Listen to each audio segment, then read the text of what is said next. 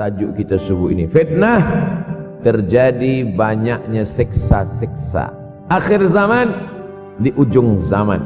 Menunjukkan dulu ada awal zaman, sekarang ada akhir zaman. Ada awal masa dunia, kita sekarang sudah berada di ujung dunia. Manakala Nabi Muhammad SAW Isra dan Mi'raj, dia melihat dalam perjalanan Isra Mi'raj itu ada seorang perempuan tua yang sedang bersolek.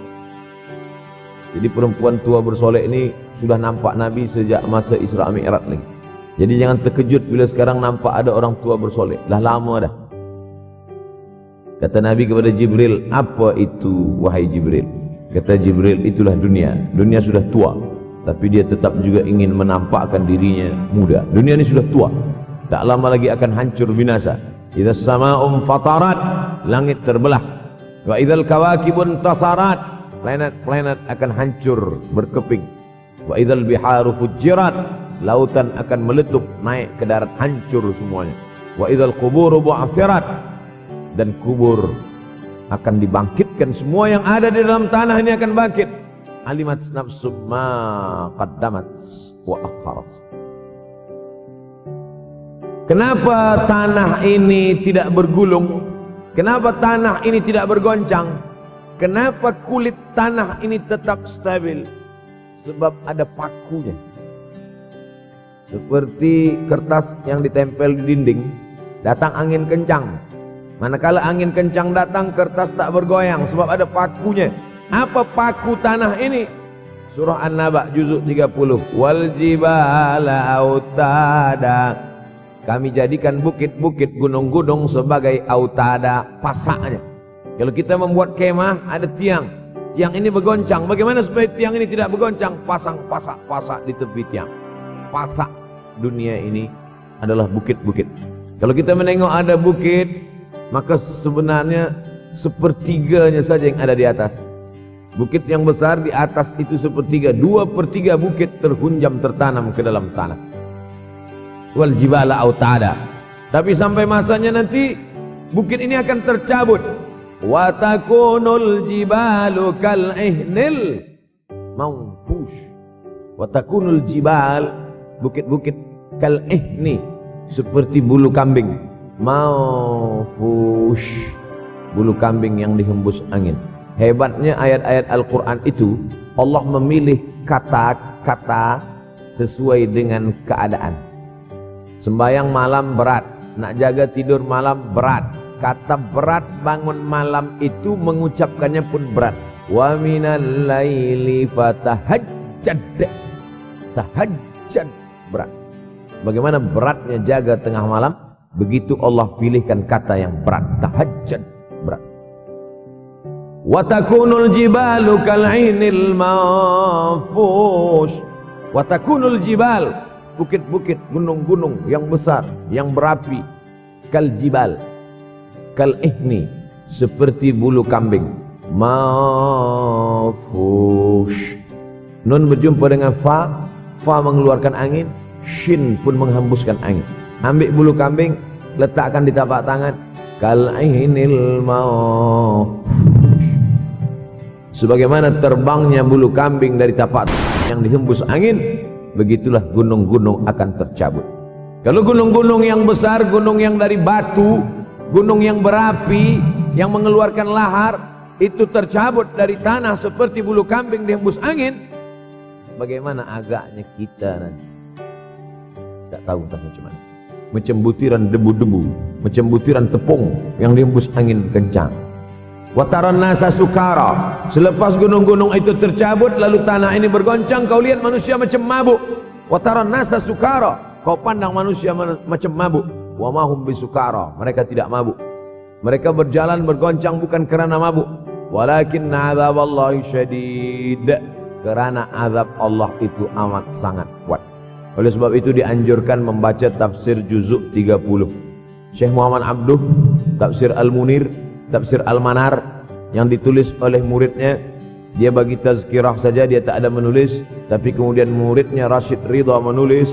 Itulah dia tafsir Al-Manar. Dia tidak memulai tafsir dari juzuk 1 Al-Baqarah, tapi dia mulakan juzuk 30. Sebab apa? Sebab mengkaji juzuk 30, amma yatasaalun 'anil naba'il 'azim alladhi hum fi mukhtalifun kalla saya'lamun. Bercerita tentang hari kiamat. Orang kalau sudah bercerita tentang hari kiamat, datang rasa takut, datang rasa cemas, datang rasa khawatir, kita akan mati, dunia akan binasa, apa yang akan kita bawa? Selepas dia mengkaji juzuk 30, datanglah semangatnya, khusyuklah dia solat, datang semangatnya beribadah, datang hilang rasa cinta harta, dia akan berwakaf, berinfak, bersedekah. Maka fitnah akhir zaman ini perlu dikaji selalu supaya kita mendatangkan khusyuk dalam hati, takut dalam hati, ridha menerima keputusan Allah Subhanahu wa taala. Fitnah akhir zaman. Hadis yang saya pilih diambil dari kitab Sahih Al-Bukhari. Pendek saja, Sahih Al-Bukhari, tapi sebenarnya judul kitab ini panjang. Al-Jami' As-Sahih Al-Musnad Al-Mukhtasar min umuri Rasulullah SAW wa sunanihi wa ayyamih. 7. Disebut dia Al-Jami' kerana dia mencakup 3 aspek: akidah, ibadah, akhlak. Al-Musnad kerana hadis-hadisnya bersanad dari Imam Al-Bukhari sampai ke Nabi Muhammad sallallahu alaihi wasallam. Ada silsilah. Al-Mukhtasar kerana dia ringkasan, 7275 hadis sahaja. Padahal hadis Nabi banyak, maka dia ringkaskan, dia kecilkan menjadi 7275 hadis. Min umuri Rasulullah, semua perkara-perkara Rasulullah, wa sunanihi, kebiasaan-kebiasaan Rasulullah, wa ayyamih, hari-hari kehidupan Rasulullah SAW. Disebut Sahih Al-Bukhari. Bukhari bukan nama orang, Bukhari nama kampung, Bukhara, Uzbekistan sekarang. Nama dia Muhammad bin Ismail bin Ibrahim bin Al-Mughirah bin Bardizbah Al-Bukhari. Bardizbah datuk dia yang kelima mu'alaf masuk Islam, Majusi, penyembah api, dari Persia, Iran sekarang. Muhammad bin Ismail bin Ibrahim bin Al-Mughirah bin Bardizbah. 16 tahun berkeliling. 16 tahun berkeliling. Maka Madinah, Syam, Suriah, Mesir, balik, barulah kemudian dia menyampaikan hadis-hadis Rasulullah SAW. 16 tahun belajar hadis, baru dia mengajar hadis. Kita sekarang 16 kali masuk. Itu pun ada 2-3 kali tak datang sebab jam. Selepas itu nak mencuba mengajar hadis dan berkata, kalau Bukhari mengajar hadis, aku pun boleh mengajar hadis. Bukhari makan, aku makan. Bukhari minum, aku minum. Bukhari manusia, aku manusia. Bukhari mengajar hadis, aku mengajar hadis. Betul. Tapi Bukhari mengajar hadis dari kepalanya. Kita mengajar hadis dari laptop. Mati laptop, hilang hadis. Oleh sebab itu maka Imam Al-Bukhari, Masya Allah, Tabarakallah, berapa hafazan hadis Imam Al-Bukhari? 600,000 hadis, 600,000 hadis. Lalu kemudian dari 600,000 hadis dia buang hadis-hadis dhaif, dia buang hadis-hadis maudhu'. Akhirnya 300,000 hadis. Dari 300,000 itu dia kecilkan lagi menjadi 7.275 hadis. Itulah yang dikaji oleh umat Islam dari mulai Maghribi hinggalah ke Semenanjung Melayu. Mudah-mudahan anak cucu kita ada yang menghafaz dan mengajarkan hadis-hadis Sahih Al-Bukhari, insyaallah. Diambil dari kita, diambil dari bab zuhurul fitan. Zuhur, muncul, tampak, datang. Fitan, jamak dari kata fitnah. Fitnah 1, 2 fitnatan, 3 fitan. Diriwayatkan dari as-sahabi al-jalil, sahabat yang mulia bernama Abdurrahman, ayahnya Sakhar, kampungnya Dus. Nama lengkapnya Abdurrahman bin Sakhar ad-Dusi. Kerana selalu membawa kucing dipanggil Abu Hurairah. Nabi memanggil dia, ya Abahir, wahai bapa kucing. Ya Abahir, wahai engkau orang yang selalu membawa kucing. Hatinya lembut, tak sampai hati dia menengok ada kucing tak makan, dia bagi makan. Abu Hurairah radhiyallahu anhu. Apa kata Abu Hurairah radhiyallahu anhu? Aku mendengar Nabi SAW bersabda, di antara tanda-tanda dekatnya hari kiamat itu adalah, dalam hadis ini ada 5. Yang pertama, yataqarabuz zaman.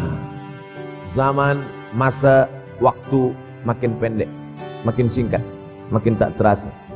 Dulu nampak budak-budak, sekarang sudah jadi mak budak-budak. Dulu nampaknya lama zaman masa ini, sekarang cepat saja.